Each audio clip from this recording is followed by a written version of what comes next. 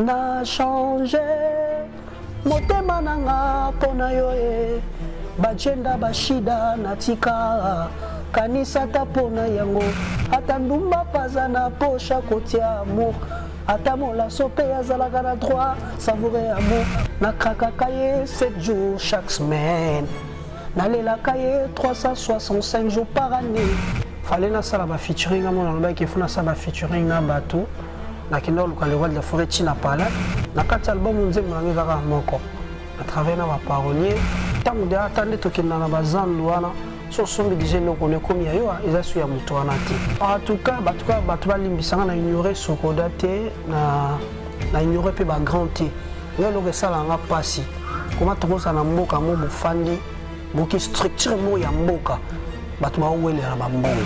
La polémique a-t-il une place dans la musique congolaise? Si, polémique faut les alara. Bien sûr, polémique est comme il y a un silt, moko boye bandi, qu'on déborde bas niveau, on est comme une bêtise. Polémique, ils en ont bien quand on a question aux artistes, les mots, pour la chauffer peu moutou. On avait atteint mon anglais les qui a. En tout cas, on sait à peine la madame la ministre, à Mekana non ta la peine kaya ba artiste parce que tout ça branche moko ou ekotombo la pemboka. 13 Pro TV, c'est la chaîne providentielle. Rien ne se perd, rien ne se crée, tout se transforme. Abonnez-vous massivement sur votre chaîne. Abonnez-vous massivement sur votre chaîne. Bonjour Mbote et bienvenue à la chaîne 13 Pro TV. Pour la présentation Kula Balls. Encore une fois, nous vous demanderons vraiment de grands merci pour votre fidélité à la chaîne 13 Pro TV. Continuez toujours de vous abonner à la chaîne 13 Pro TV. Vous allez toujours des cités. Aujourd'hui, nous sommes dans la commune de Mongafula, précisément dans la cité Mama Mobutu. Recevoir pour vous notre invité d'aujourd'hui. Il s'agit bien de Déplique Pomba. Déplique Pomba, artiste et musicien congolais. Ensemble avec vous, suivons l'émission. Déplique Pomba, bonjour. Ouais, bonjour. Bonne santé. Ouais, santé, ça va. Déplique toujours un peu Sima hier, Déplique de Maison Mère aujourd'hui, Déplique leader de son groupe. Donc ça se passe comment et puis vous vous organisez comment? Bah, qui est dirigé par les rois de la forêt, les lots. Donc différence, ils ont qui kuna na wenge musique à Maison Mère, qui est dirigé. Mais dans le groupe c'est moi qui dirige. En fait, aux yeux de l'expérience, où il y a vie nabiso ba pesa ibiso, il y a un peu tout ça là na kati il y a groupe nabiso quoi. Après et que non peut bien.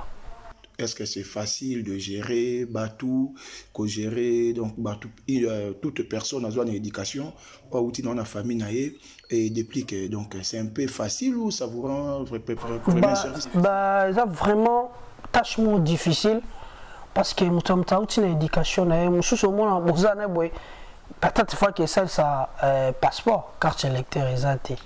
Moussou R à répétition respectée.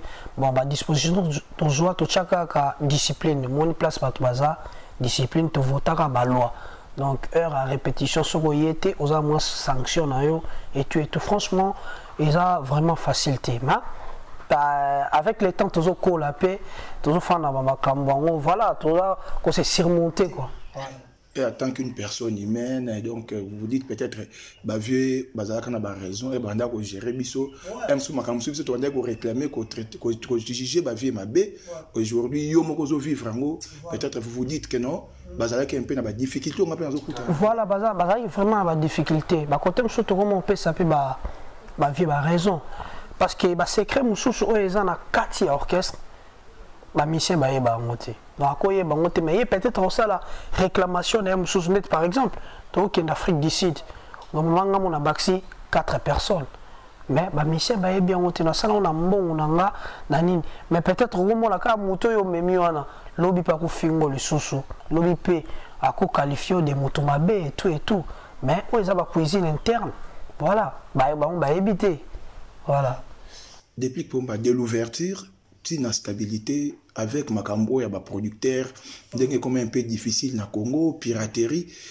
Est-ce que vous vous retrouvez dans la sortie de l'album tout parce que c'est votre troisième album? Non, deuxième album. Où monsieur Saïka ba single. La single, voilà. Maintenant, dans la production tout est-ce que vous avez se retrouvé vraiment? Bon, à la congolaise, Sotobi, à la congolaise, tout ça, vous se retrouvez, bika batbaïda biso. Mais musique en soi, dans la République démocratique du Congo, pour gagner pena ba œuvre na yo boye. Na c'est ba mission ba talanga ba bi qu'ils a passé. Ils a passé au moins to gagner na ba production, au bibi moi libanda mboka to OK na ba province mais ils a moi passé vraiment quoi. Ils a moi passé qu'on réaliser surtout mais surtout ça lango ça va producteur tout ça on a ba propre moyen na biso. Mais tout les gars tout pesaka les meilleurs de nous, il a vraiment passé. Il a vraiment passé mais très bien ni tout ça la rapport s'est retrouvé maram social na TVT voilà. Merci depuis combat le samedi passé Olivier qui concert moko pour l'album Stabilité. Stabilité là il concert barbecue. Ouais. Ça s'est passé comment? Le public était au rendez-vous? Ouais, très au rendez-vous. En tout cas, dans ce pays-là, tout la salle qui m'attend, il y a $10, ma mère qui au fêlé, on a rattrapé moi de la femme et tout, mais qui moi concert moi genre quand on a biso parce que ils autour de la piscine. Moi, ma mère, moi, bikini, colia, komela, et les gars très bien. En tout cas, je remercie tout au Bayaki samedi wana. Et puis toujours progresser dans sur tous les concerts Moussoussou, toujours l'on déjà les premiers, tout l'on Kinshasa pour la Johannesburg, pour te mettre dans Johannesburg. Bobang Zate, jeune groupe, Kobimisa, peut-être pour la souci vous appelez premier voyage, et puis dans ma voyage on dit comment difficile risque wana, il y a comme un jeune groupe en Afrique du Sud peut-être ouais. Moi de Yomoko Boé, bon, en tout cas, on a se préparé déjà tout la mentalité, morale les a très bien. Mais là, on a aussi un musicien, surtout ça, les déplique, c'est parce que la poto, son atika la peine à poto, mais peut-être un peu combo les lezate. Bazouaka, Moussalo, toujours ça la COP, le quoi la COP nyonso, babanga la mamba mbokate, Afrique d'ici les Aralois, Congo, Europe et Afrique, le quoi Congo, on a n'ayé andolé. Certes que la bamboka na msusu bana moi avantage sur le plan social que la République démocratique du Congo on a un moment banoko bazokima mais n'a déjà préparé ouais okima bon et sa carrière na peut-être que ma vigile voilà. Depuis Pomba merci donc tu as qui mingi poto sur la lisolo ya stabilité stabilité album na ko bimi na marché selon yo moko ba retour aux autres public est bien très bien parce que so ko beta nzembo lo kwa tembe na tembe au moins ko yemba nzembo na public c'est que c'est bon quoi non on a coûté na ba tembele puis na ba remerciement ya ba vie belé notamment faire recherche de poules notamment les quadra koraman boni mutoka quadra koraman la pena utabi rumba so mona zuita bengo pena na téléphone yemo pour à féliciter faire recherche de poules, bengo pendant le téléphone pour féliciter bala bateau ba simba pe moi bâton quoi ya rumba congolaise donc là ça que ça là ça là très bien et plutôt que non progressivement tout ça là qui mingi na ba critique il y a ouverture que ba clip est bien et plutôt ba nzemo est bien ba clip est na ba qualité à bien té ya on moni so ba batali na stabilité na miki quoi améliorer moi moqué et puis qu'on m'a ça moi promotion c'est vrai pas te belé baza quoi acquiser mais sur la promo en fait na kati Congo artiste a commencé à nyonso mais na ba mboko pena ya beza ba norme artiste musanika ko yemba et silima ba promo il faut ta la batona donc botena biso moi regarder tout ça ba million té tout ça la ka auto ko sala mais avec Dieu album est très bien. Surprise au Batou moni na disque oh lesquels même Batou par rapport à Obazela qui nous allons arriver là featuring nayo na papa nayo musicalement les rois de la forêt et votre frère héritier Watanabe ouais. Ça s'est passé comment? En tout cas ngam tuna meka ko solliciter parce que fallait na sala ba featuring ngam na ba ke funa sala ba featuring na Batou na kino luka les rois de la forêt tina pala bon le quoi nga bana longwa wenge musique à maison mais na tika na ngamba ko saba ba clash monté envers ex patron là Voilà, et puis bah yamenga très très bien. Héritier Watana metobenga na téléphone et pas ndimaki kosala nga za ina kin ya imbe na poto. Et puis nous profiter na remercier bango aussi na participation na bango na kata album Stabilité. Chanter avec Werrason ou déjà boyemba yemba na etoba presque parcours il y a des plics. Parcours il y a des plics, ceux qui battent des plics c'est grâce à Maison Mère. C'est grâce à Maison Mère. Werrason père boyemba boyembi. C'était d'une façon à sa papa nga na koli. Maintenant, ce qu'on a invité, et pas nanga, au moins on a un peu écriture nanga, parce que des fois on a écriture nayo. Maintenant c'est ma propre écriture. Papa yaka posé voix. Werrason na yamba ki yango ndenge. Yamba ki yango très très bien. C'est ça qui dirigeait, parce que moni tant maître a formé élève. Maître a pu faire sentir que l'élève a comme titre de la chanson, le roi. Titre le roi Makoko. Donc en fait, ngamo na yebi dia bagwa le roi de la forêt. Tant na ko proposer nzembo yeba ipete. Tant ko binga na studio tant ayo ki oye moi comprendre que ba mélodie nanga eza a. Après ça il pena les meilleurs de lui. Voilà. Aujourd'hui, on peut dire que non, ezali pe en guise il y a moi reconnaissance envers un encadreur ou encadreur jusqu'à arriver aujourd'hui depuis au Mokileyebi en quelque sorte pesa bongo. Voilà les abongo na mona ki na konki koye malon na batu mususu te. Sana banana le roi de la forêt. Fallait automatiquement le roi de la forêt banana. Pour la Jéja qui bon, il y a moins ingratitude mon boy. Sur la bandina nous koyem banana batum sousou sans le roi de la forêt. Il y a une linga qui participation nae fallait zalana nous quoi. Voilà. Pour on a qui a papa il faut zala. Il y a que nous appelle frère nangape héritier Watana le titre de la chanson c'est héros. Héros. Voilà bon héritier là parmi ancien. Il y a génération. Voilà, na mona qui fallait peine épuiser na benda plutôt na benda yé pour aya quoi. Depuis qu'on a titre au PC, il y a des chansons à featuring nous. Apparemment ils ont incarné Pekaka. Batu oyo oyembi na bango. Les rois. Ouais. Et puis ça va vieux belé. Et ça va vieux belé na YouTube parce que audio il y a pas mais comme d'abord 100 000 et quelques. Maintenant tout ça l'écoute. Pourquoi nous prenons le titre les rois c'est par rapport il y a combo ba pesa Werrason le roi de la forêt bon pour là que sa papa que non nataka ka roi. Ouais. Et héros héritier Watanabe par rapport à son parcours et tout ce qu'il a vécu. Non héros est qui par rapport il y a concept ya nzembo. Ça dit na kata nzembo moi si ndazo benga mubali na héros. Il y a vie na souba donc ataboye na jalousie na héros a vie na quoi. Voilà. Et maintenant, les gens attendaient plutôt plus featuring au Batbande aux Ezaki Mingi, des plics Pomba na fait rigola. Ni yango salemi que non, fait rigola participer dans le monde. Non, les padres, tant on a banda qui projet, on n'y est pas qui n'a pas occupation. Tu sais pas là qu'on a occupation. En tout cas, ça volume 1 à volume 2. Parce que vient ce PJ des thèmes, le poésie à Yembi, mais 1 à volume 2. Donc les padres paient. À participer dans les côtés de battement volume 1 voilà volume 2 et ça nous sous dans studio tellement volume 1 est costaud battu parce que ma conseil babina zelana on a sa promotion il y a volume 1 parce que sur la bim sa volume 2 et ko casser volume 1 au moni le lot on a 20 moko battu ba commencer à ba single l'album peine comme on a ba difficulté pour percer nyo son bamon ndenge zala kala parce que ba CD physique moye ils allaient à peine soutenir toujours que na banzembo comment pour muta comprendre nzembo faut ils en a clip et on toque nango molo tout ça dia clip il a changé après batuma zela ba surprise ezebele na ba na album o tembe na tembe depuis vérité faux à la caméra est-ce que sa propre écriture il y a déplique ou déplique à travailler avec des paroliers en tout cas ouais na travail kana ba parolier na kat album nzembo na ngeza moko à travers nos paroliers en fait nous avons un concept mususu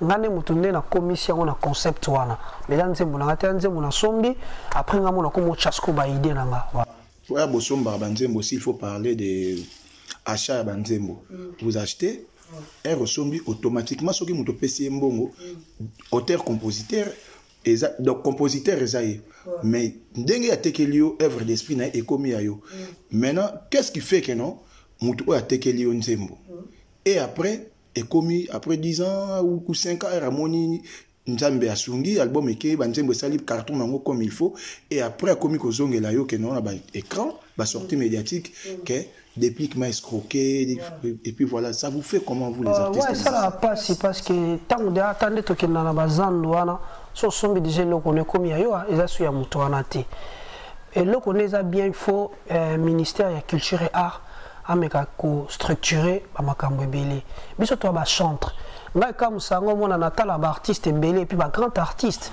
ba le kana TV pour ba ignorer ba parolier onga na sala ba nzembo te et belé biso to ba chantre ba parolier bazawana pona ko pesa biso ba parole na ba texte ya bien na ba mboka lokwa ba France wana ko mona ke au moni nzembo par exemple depuis kayembi me ba commune c'est auteur compositeur monsieur X alors ouais si ko tant ba retomber roya tant ba mbongo ba rémunération de baloba tant ko ya au moins que mutu na mutazana par nae mais ce que biso tellement toi na pays na biso mo tondi mango parce que na ko ignorer pe pays na ngate tondi mango ka ndenge za bon mais ba structure nezate je ba structure e comment na ba parolier ba comment ordonner parce que ba ndoli à l'art na bango musu c'est ça boza banzala moni ke mutu mso ko fana penza les sali azwi nzembo ateka kia peut-être par exemple moi nazo bela atalika na suna na inspiration te azwi sus oyo aketeka kuna joka ba structurer à Makamou, la République démocratique, dans un domaine musical, bah problème en a tout aussi. Vous avez déjà une structure de la Sokoda. Est-ce que vous avez déjà affilié pour nous? En tout cas, tu vas limbisanga na ignorer Sokoda te, na ignorer pe ba grand te. Ngai lo ça la nga pasi. Comment tu vois na mboka mo bofandi, boki structure mo ya mboka, ba tu ba wele na ba mbongo. 6000 soki eknane kenda ki mo 60 000 non. Et ça Sony. En fait, Congolais devant l'argent a capable au baluka, a capable au moment. C'est pas comment c'est tout humain. Ouais, parce que tu n'as pas beaucoup organisé, makambwane salamate. Et ça la makameza, et ça la mandenge ya propre. Biso pe noko mona vena na kati ya mboko boulé, nandota la procès moko na kati ya na TV. Procès donc batu ba yibi mbongo ya bana ya classe ya gratuité. Il y a scolarisation à bana. Est-ce que les gens batouana, batou, il faut exécuter bango parce que bon détruire l'éducation il y a nation parce que bana wana bino bo yibimbo na bango wana po bino bo tonga ba immeuble. Ba osala biso batangité. Bo bebisa éducation il y a nation. Il y a nation parce que plus tard bango ne ba futur ministre. Est-ce que vous comprenez le Congolais esprit à cause de nango? Gratuité à scolarisation à bana bino bo lekisi yango na ba poche na bino po bolia na ba famille na bino c'est déplorable ce que tozoni kota sokoda ba mbongo ba to balia kawana ba artiste msusu ba kufa bazasi na biso te lelo basi na bango ba kolia kana ba œuvre ya mibali na bango vice versa on comprend mais tant ba olia ba lar na bango te bo bisala ba mbongo moi mi ke bino bo lekisa ba mbongo na ba compte na bino po bino bo mvoma na ba famille na bino. Voilà. Depuis Pomba, donc restons d'abord dans l'album Stabilité. Soit étant que géniteur, auteur, et puis Mkolo structure Wana. Au décortiquer l'album nous avec tout le titre. Parce que dans le titre, Moko, sans ignorer que au moment que Mouta Salawaza na Kinshasa, tout le monde, Tembe na Tembe, et ça la rage. Et ça la rage. Donc, la chanson promotionnelle. Aux yeux titre et tout, depuis que Pomba, mais quand un peu décortiquer en haut. Donc, dans 3 minutes, donc pas au concert même en chantant, moi à cappella ou au commande comme on va expliquer, titre tel, dans le bel Akiboué, titre tel, ou mon inspiration de tout mon album, j'étais basé sur ça. Par exemple, en fait, l'album nanga qui basé plus na ba fait moko au palpable, réel, auto vivaka. Par exemple, Tembe, il y a concept au petit bassi à mabala quoi. Ça dit batum souvent on a ndé moment, na petit bassi à mabala conseil les zaka au bali moi si au tien à palais. Moi si tendresse c'est si la temps vous avez les bandes zaka danger. Tendresse c'est vida yende mutakuma au gangue là ko soigner ça tout. Mambo belé moko lamba atiki ne bona lambela mobali yango na tokebisi bango ke mobali oyo za na ye foye ba ko tchaye soin so tchaye soin te libanda ba ko tchaye le soin voilà fait tongika to laksa bango ndenge nini bakoki ko se comporter na kati mususu nzembo to bimisi et na changé c'est-à-dire eza mwasi moko kande za ba jo bakendaka ba boîte akutana mwasi mo ndumba bon ezalaka nango pe et puis bolingo komi siko ya solo ta bolingo komi ya solo mobale siko aduta kaka est-ce que moi si on est na zoé na kindumba bon est-ce qu'on a changé parce qu'on a quatre ans moi ça zone basiko na changé motema nanga pona yoe bajenda bashida natika kanisa ta pona yango si boss na changé pourquoi on dit mangate bébé nazate anani ya to safirate oyo bandima koko sanzambe ye abaksi susu eza love o mebi okondima te meza love bébé atandumba paza na pocha kotia amour ata molaso pe azalaka na droit savourer amour pardonner en fait ils ont loba abisi ata malgré tout couple na ndo sala na pe na motema ya kotia amour so pour ça dinga mabe ngape na yoka pasi et puis pendant nzembo mususu wana référence Kabelo, RK Kabelo. C'est-à-dire, moi, ça sangisi bolingonaye na ane nyoso. Englobé bolingonaye na kati ane nyoso makambasa la mobile naye. Nalingaka chéri 24 heures par jour. Na krakakaye 7 jours chaque semaine. Nalela kaye 365 jours par année. Yangala bébé 5 sur 5. Voilà quoi. Donc, c'est-à-dire, mouta englobé ça kangi ane. Pour la mobile, on a 4 semaines dans l'ingakae. L'année, on a 365 jours dans la canaille. Voilà. Chose étonnante, Tobengango déplique et reconnaissant de ses siens, déplique et reconnaissant à Batou Babandanaï.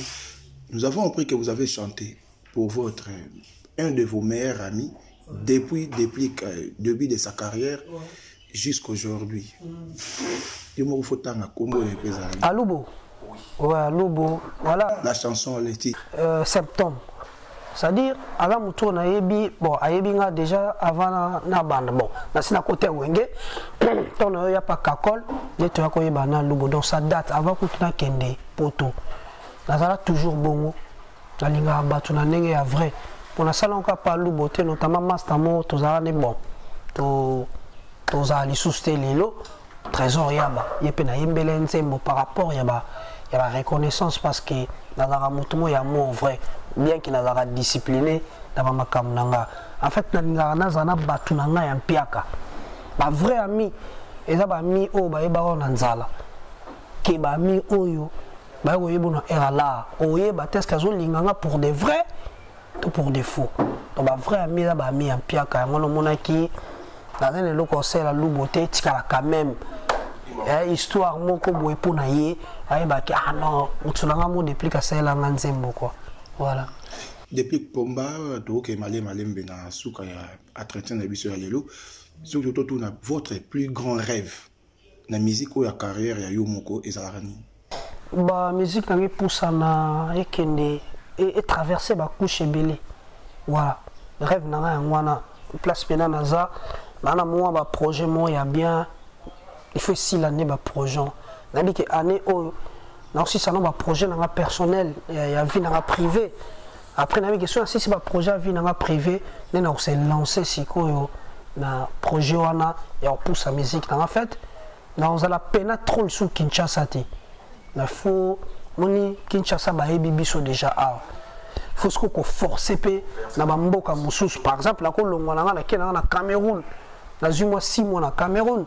Pour ça peu promotion yanga moko mutu na kati Cameroun ba projet na no yangwana voilà depuis pour moi étant qu'artiste et musicien congolais ça vous fait comment tout tout bien la polémique a-t-il une place dans la musique congolaise tout aussi si polémique faut ezalaka mais ça en na vrai sens du mot mais ce polémique comme il y a un silt moko boye bandi ko déborder ba niveau on est comme bêtise et c'est sous polémique c'est comme ma bêtise parce que au moins na kati ya Congo bato finga na ba maman on peut na ba 8 ans ko la maman ya artiste moko bon ça fait mal tout bato ba comme ko tana ba vie privée ya bato ya ba artiste non wana ce que comme ba débordement mais polémique et ça n'a bien que tu as question artiste mon pour na chauffer pe mutu na bien atteindre mon anglais leki aye wana ya ce que polémique to créer polémique mon boy voilà pour faire avancer la musique mais oyo comment que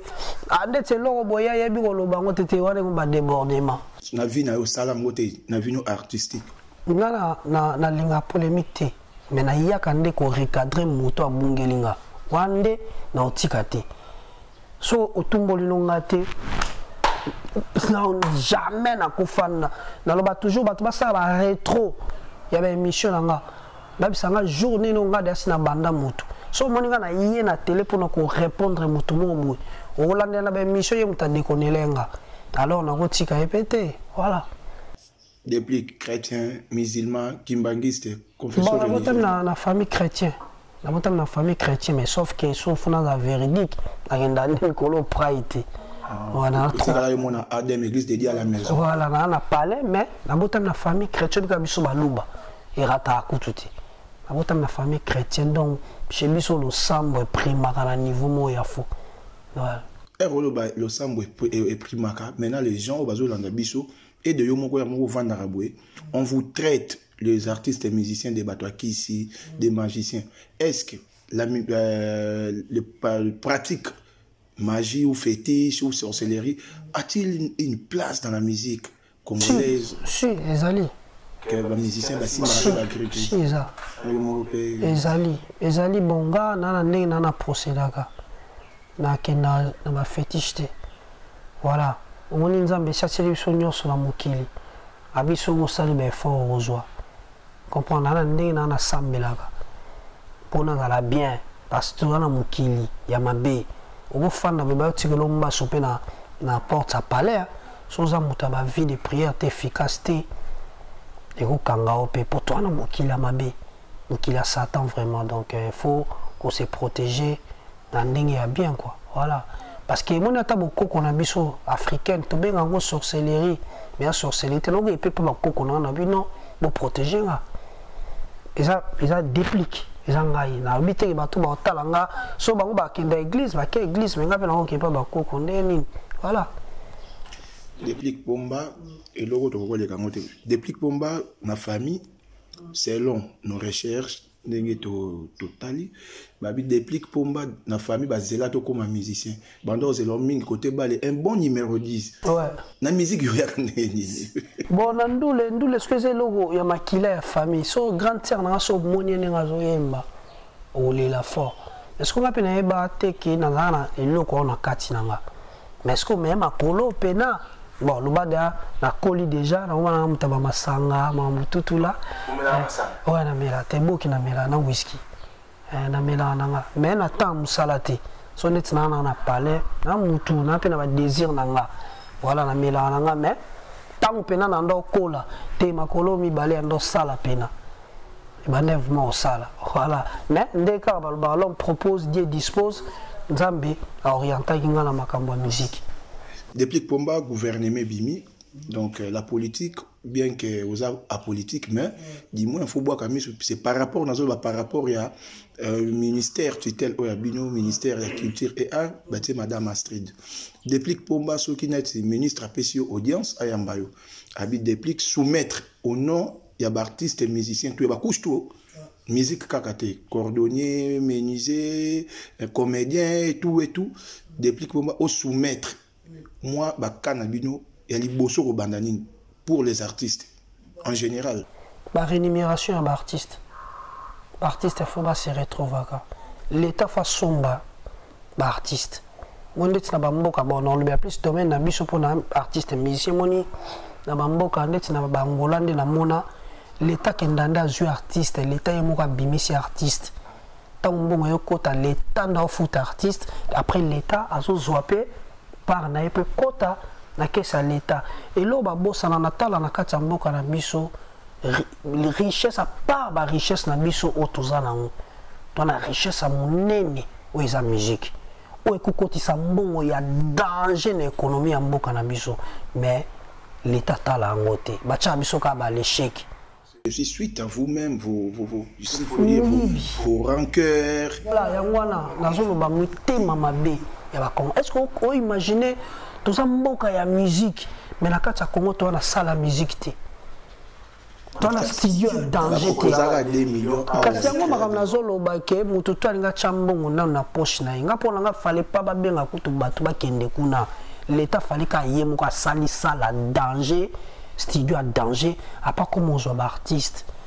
Bon moi l'économie mboko to pousse na soso. Talaka nde ba vient so ba le roi de la forêt ba ndo beta ba tombe ça ba martyr. Mais c'est bon zo kotat. Na kati ya mboka en tout cas na senga maman ministre na biso à s'impliquer pas artiste peintre tout bato art grammatique vous comprendre pas structurer pe ba makambo so mona ba libanda lelo o mona ba théâtre ba nigérien comme côté la biso awa hein bo valoriser na bino yango ou le bon kanon bozo ya bino bo valoriser ya biso surtout pe kota ou lexa ba biloko mona na kata ba boîte ba obeta musique ba étranger trop koleka ya ba congolais ça dit biso moko tozo boma o ya biso en tout cas non senga pena na madame la ministre amekana no ko tala pena kaya ba artiste parce que toza branche moko o ko tombola pe mboka na tambola na bamboka libanda na yoka placement te ba lobela la politique congolaise mais ba lobela la musique congolaise tout ça qui tala ya Congo avant ba richesse ya Congo na Abidjan Jomo Pena à Absanga na Koutana Ivoirien mais chez vous là-bas tout le monde danse hein? Je pense même le président de la République danse donc commençons par le président de la République jusqu'au plus pauvre Bobinaka au moins que tout ça na image mon souci ya musique mais musique en les artistes ba respecter TP sous na kati mboka na biso ba pesa ba artiste valeur bo pesa valeur te ka soki batu ba kufi wana beaucoup mo luka bo latsa moto médaille moko boye non médaille na ça non lié pour la na ekuna na kati te tant batu bazano vivant bo pesa wa makam voilà. Depuis Pomba, d'abord, c'est à nous de vous remercier pour votre disponibilité. Nous sommes arrivés à la fin de notre entretien d'aujourd'hui. Et à l'ambala soukate, et à la paix Bosote, votre dernier mot par rapport à entretien à l'époque. Ouais, en tout cas, merci beaucoup. On a séparé l'émission, surtout l'émission, boy. Dès que nous poussons à artiste, on a une réflexion, on pousse à réflexion, on plus haut que l'émission a futilité, ou en tout cas, insanité. Voilà, en tout cas, on a séparé le concept, il y a émission. Merci. On a remercié Bino, Makasi vraiment, que vous continuez à boyer. Bon, mon que beaucoup pousse à début sur ma mission. Parce que dans nos cas musique, nanga, dans nos belles vie à batouté. Boyende, tu pousse à Congo et Kendeli Bosso. Merci. Merci. Merci beaucoup.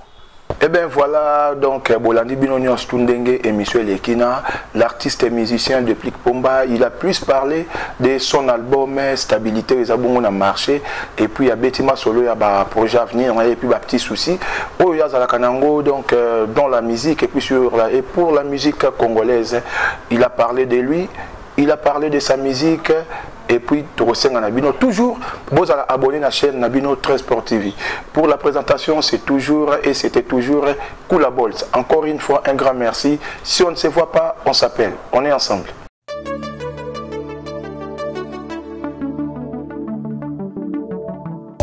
Sport TV, c'est la chaîne providentielle. C'est votre chaîne, notre chaîne. We are together, on est ensemble.